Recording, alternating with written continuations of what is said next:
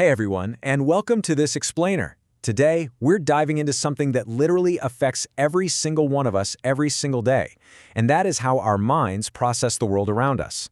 Let's be totally honest here. Being a teenager today is incredibly intense. Between school, all the complicated social dynamics, crazy expectations, and just the sheer pressure of figuring out who you are, it can feel like your brain never ever switches off. If you've ever felt totally overwhelmed by a constant stream of worries or just really disturbing thoughts, you are absolutely not alone.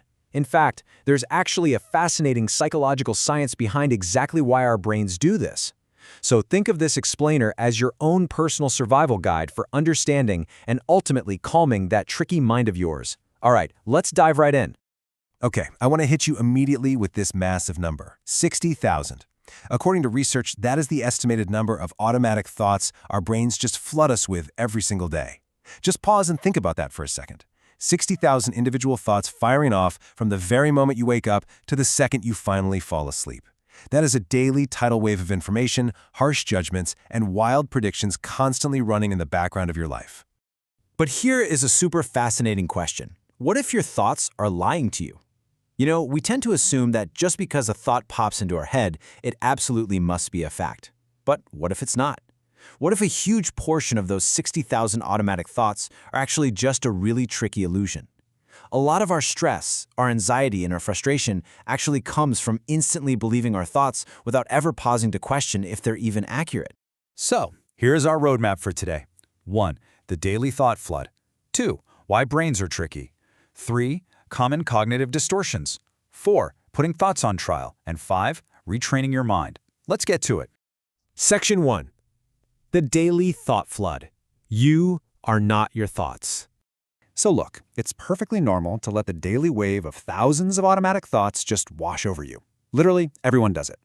But when we're feeling super stressed out about upcoming exams, anxious about some friendship drama, or just frustrated with ourselves, that flood can quickly turn toxic.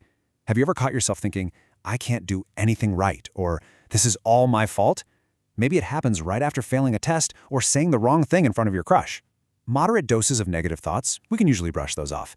But when this unchecked thought flood snowballs, it totally shuts down our positive beliefs and completely tanks our mood. It creates this heavy cycle of anxiety that feels pretty much impossible to escape.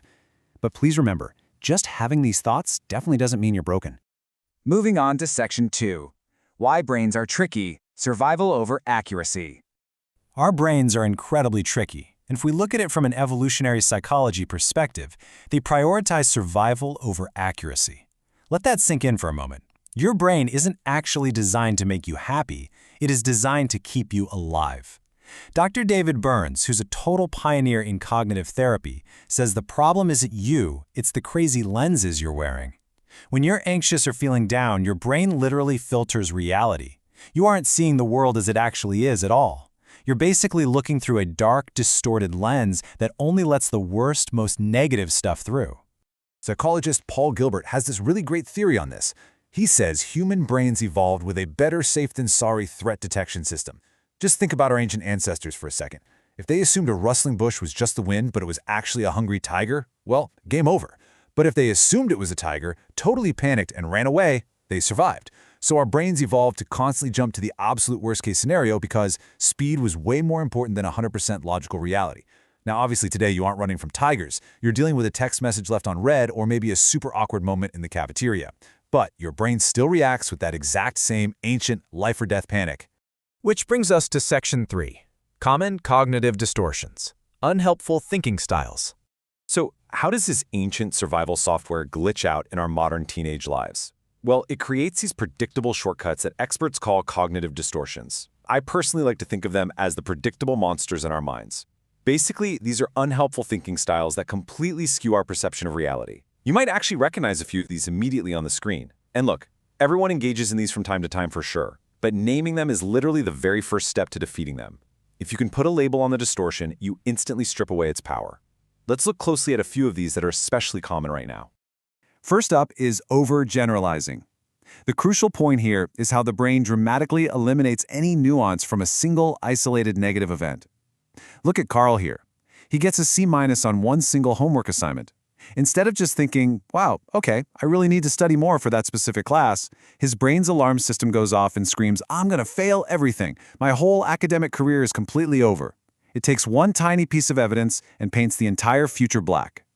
Then we have the absolute classic, compare and despair. If you have ever felt terrible after scrolling through social media, bingo, this is your mind monster. You look at someone's carefully curated highlight reel of a holiday or a weekend party, and you think, everyone else has such exciting lives. My life is so dull in comparison. But your brain is comparing your 24/7, behind-the-scenes reality with someone else's heavily filtered, perfectly angled best moment. It is a completely rigged comparison from the start.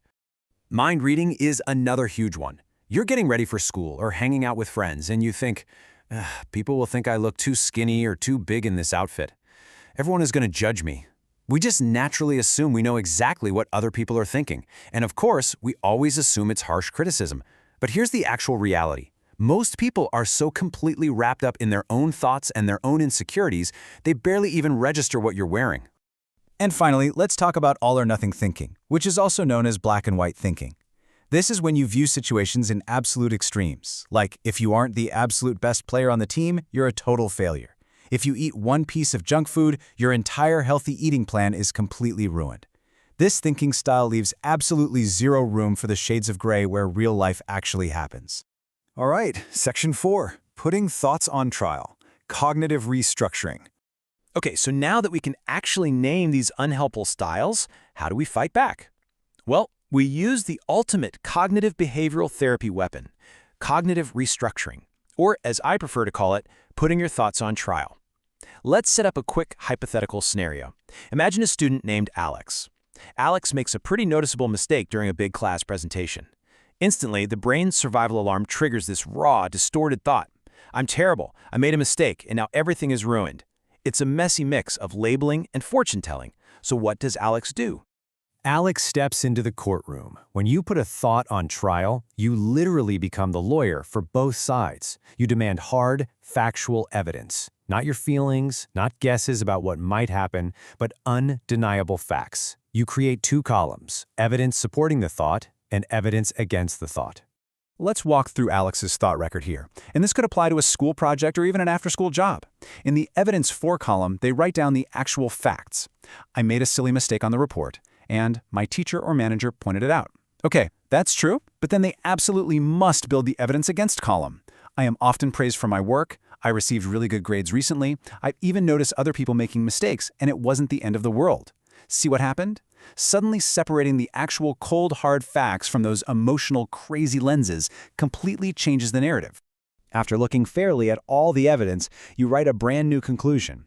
Overall, I am good. I made a mistake. It doesn't make me bad. I will learn from this. And listen, the goal here isn't toxic positivity. You aren't forcing yourself to fake a smile and say, I'm totally perfect and mistakes are awesome. Not at all. Instead, it's about reaching a fair, balanced, and realistic conclusion that's based on facts, not just your ancient brain's fear. And finally, Section 5, retraining your mind, breaking the unhelpful cycle. So how does all of this build into an actual daily habit? Well, here are the practical steps you can start using literally today to catch an unhelpful thought in the wild. Step 1, catch it. Notice when your mood just randomly drops. Step 2, name the distortion. Is it mind reading? Is it compare and despair? Step 3, put that thought on trial. Gather the evidence for and against it. And step 4, write a balanced conclusion. By actively practicing this, you are literally rewiring how your brain reacts to stress. Seriously, if you take absolutely nothing else away from this explainer today, please remember this. They are just thoughts, they are not facts. You have the power to unhook from your tricky brain's ancient survival instincts.